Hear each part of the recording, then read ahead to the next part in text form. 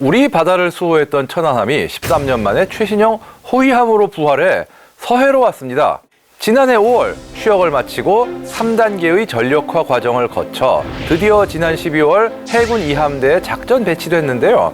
만반의 준비를 마친 천안함이 어떤 준비 태세를 갖췄는지 자세히 살펴보기 전에 오늘도 구독, 좋아요, 알림 설정을 잊지 말고 해주시기 바랍니다.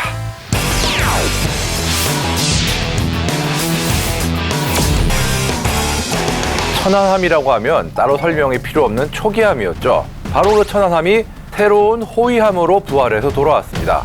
원래 천안함은 포항급 초계함으로 1989년에 취역한 배였는데요.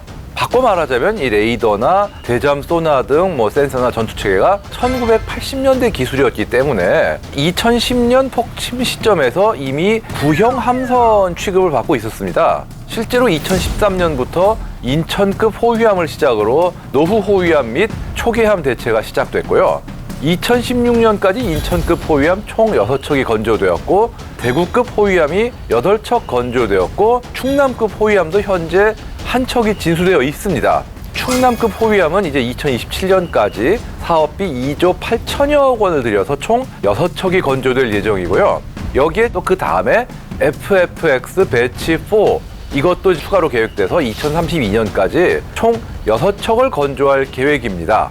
이렇게 되면은 총 26척의 호위함이 건조돼서 기존에 있던 포항급 초기함 24척과 울산급 호위함 9척, 광개토대왕급 구축함 3척 등 총 36척을 대체하게 됩니다.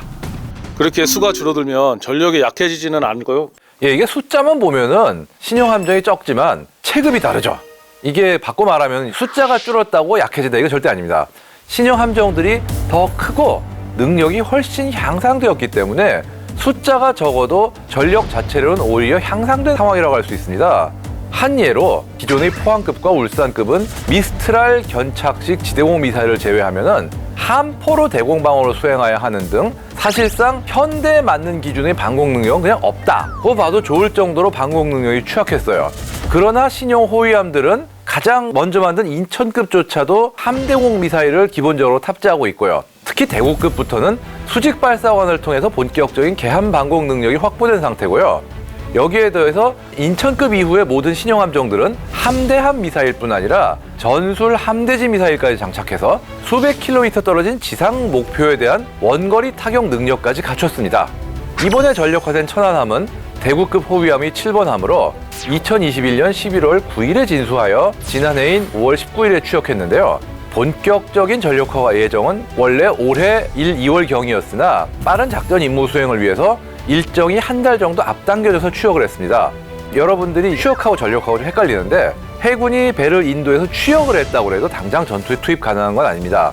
시험 항해를 해가지고 배 문제가 있나 없나를 다 보고 탑승한 흥조원 훈련 등도 하고 해가지고 전력화까지 도달해야지 진짜 실전 투입이 가능한 상태가 되는데요.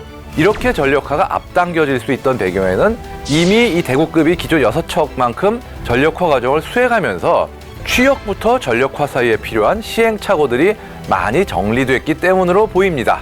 천안함은 대구급으로 광개토대왕급 구축함과 비교해도 큰 차이가 안 나는 상당한 덩치인데 운용 인원은 120여 명, 더 작은 기존 함인 울산함 150여 명보다도 오히려 줄어들었습니다.